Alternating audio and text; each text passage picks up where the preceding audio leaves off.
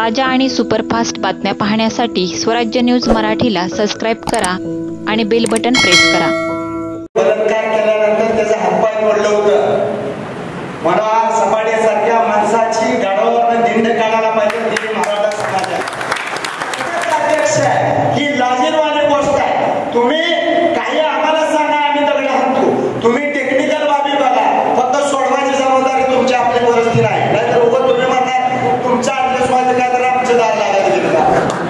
हे काय बापू अगोदर बोलणं असतं. अरे हा तर मराठी चित्रपटातला निळफुले मराठा समाजामधला अंगाची नकरण व्हिडिओ मध्ये काय करते त्याची त्याला अक्कल नाही. 18 वर्षाचं पोरगं लग्न नाही झाल्यावर करत नाही. तेवढे हिनं नकर केलं त्या व्हिडिओ मध्ये. म्हणून माझी विनंती आहे तुम्हाला, केल्यानंतर त्याचा हातपाय पडलं होतं. मनोहर सपाटेसारख्या माणसाची गाडवावरनं दिंड काढायला पाहिजे. ती मराठा समाज आहे. मराठा समाजाची संस्कृती आहे. वेशाच्या थर्टी नाक्यावर जरी चालली तर ती पोटासाठी धंदा करते म्हणून खाली मान घालून जाणारा हा मराठा समाज आहे. समाजाच्या संस्थेचा अध्यक्ष स्वतःच्या लॉज मध्ये एखाद्या महिलेला काय तयार करायला लागतो, किती तिच्या नवऱ्यानं सुद्धा तिला करायला लावलाय, एवढं वाईट चालू करतो. अशा माणसाला तुम्ही इथं बसलेल्या सगळ्यांना माझी विनंती आहे. मग अमर बापू असतील, चंदूकाका वानकर असतील, राजेभाऊ असतील, बर्डे साहेब असतील, दिलीपभाऊ असतील, तुम्ही सगळ्यांनी सुरुवात करायची आहे. त्या हरामखोराला लग्नाची पत्रिका सुद्धा कोणी मराठ्याने दिली नाही. तुमच्या सगळ्या नातेवाईकांनी त्याला बोलवलं नाही पाहिजे. त्याला बिहारमध्ये एखाद्या माणसानं त्या अनिल कपूरचा कुठला तरी पिक्चर आहे, त्याच्या भावाने जर चूक केली तर त्याला 25 वर्ष आयुष्यभर बाहेर काढलं होतं. तसं ह्या दलिंद्राला बाहेर काढायला पाहिजे. राजकीय पुढे भारतासाठी त्याला आपल्या पायाखाली घेऊ नका. समाजाची बदनामी झाली. समाजाच्या लोकांपुढे जाताना मनोहर सपाटे छत्रपती शिवाजी महाराजांच्या संस्थेचा अध्यक्ष आहे. ही लाजिरवाणी गोष्ट आहे. तुम्ही काही आम्हाला सांगा, आम्ही दगड हाणतो. तुम्ही टेक्निकल बाबी बघा. फक्त सोडवायची जबाबदारी तुमची, आपली परिस्थिती नाही. नाहीतर उगाच तुम्ही म्हणता तुमचा अभ्यास व्हायचं काय तर आमचं दार लागायचं गेलं का. हे काय बापू अगोदर बोलणं असतं.